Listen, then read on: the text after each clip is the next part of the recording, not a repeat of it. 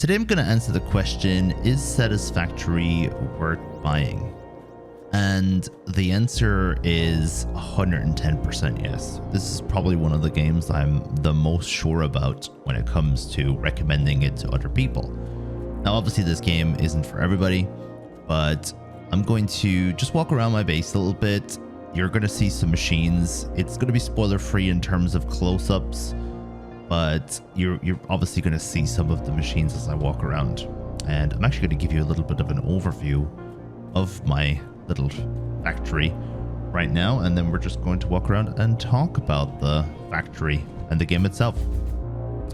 So I pretty much have made a factory, and this is probably my last time seeing this factory before I start a new file for 1.0. And with the release of the game, I wanted to see if I could recommend it to anybody else. This is one of the most fun games I've ever played, with the most content. I have about 550 hours in the game already, and price-wise, the game isn't that bad. It's quite inexpensive overall. It goes on sale very regularly, and I think you will probably end up getting it on sale at some point if you are not 100% sure if it's time to buy the game or not. And pretty much what you're doing in Satisfactory, it's kind of in the name, you're building a factory. But that is just the tip of the iceberg of the content that you get in this game. Obviously, by the end of the game, you're going to have a big factory like I do, and you're just going to keep adding to your factory. So the core of the game is factory building.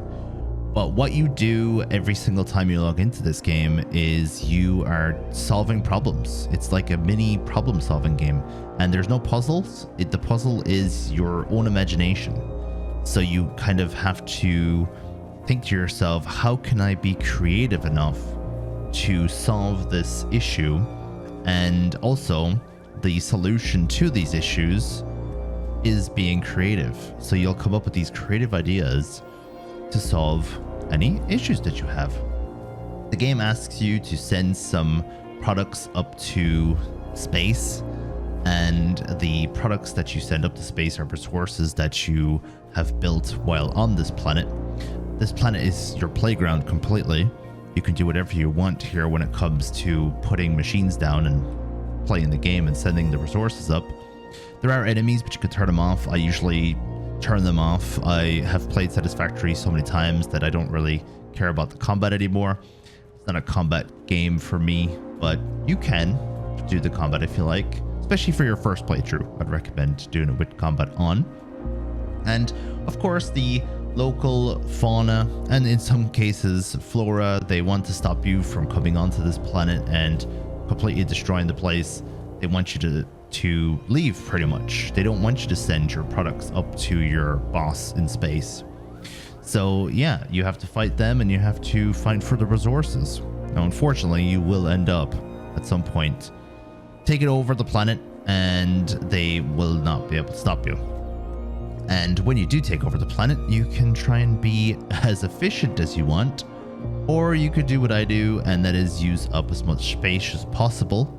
And using up that space is not exactly what the local wildlife want you to do or want to see in general.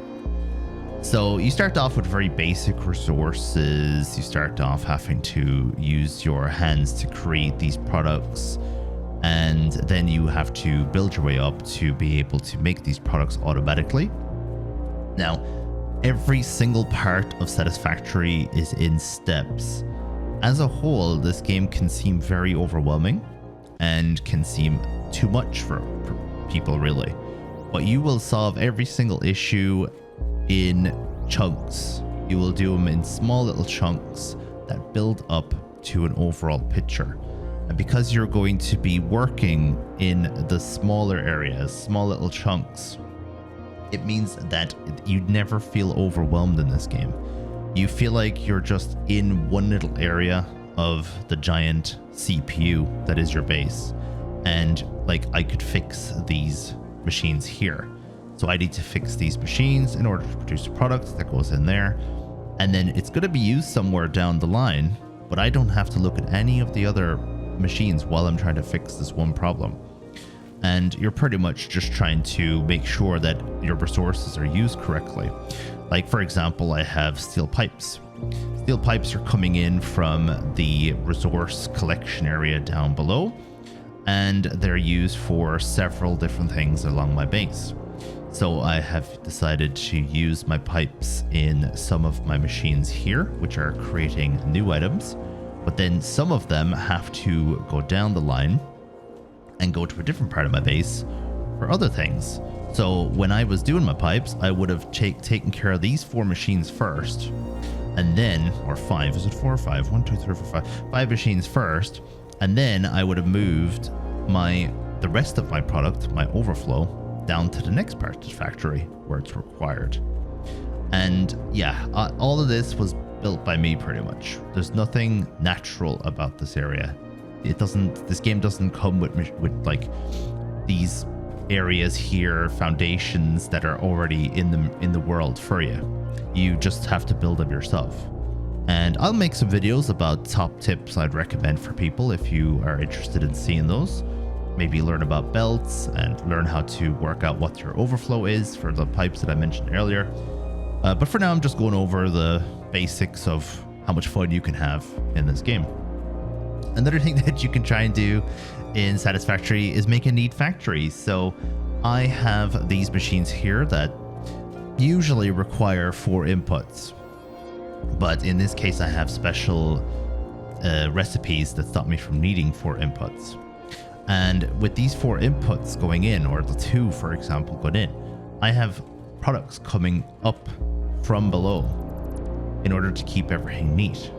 So you can literally build vertically and have something similar to this, where you have products going up lifts into the machines so that it looks a bit nicer. If you're going for looks in this game, you can really get creative. Some people are crazy when it comes to how they do the looks of the game. A lot of people compare this game to Factorio and maybe even Dyson Sphere Program. I think this game is better than Factorio personally, because I like the third-person perspective, and I just feel like I never really got into Factorio. I like how this looks optically as well, because visually Factorio can be very dark and brown, and I wouldn't say ugly, but definitely not spectacularly pretty. And this game is just really nice to look at. You're constantly building stuff and then turning around and looking at it. Like, I haven't seen this base now in about a month, right? And I come back into this base and I go, wow, I really did a good job here. It might not be the neatest in the world, but it's definitely better than what I expected when I was in the middle of making it. So highly recommend, if you're ever playing Satisfactory, leave your base and come back like 6 months later and just look at what you created, because as I mentioned already when I was up in the air earlier, this base and these bases kind of look a little bit like a CPU from above. This is my little computer. This is my little computer chip that has been created and is creating, ironically, more computer chips for me. Anyway, that's enough for me. Thank you very much for watching today's video. Let me know what you think of it. Let me know if any questions. And best of luck with Satisfactory. If you decide to get it, I highly recommend picking up this game.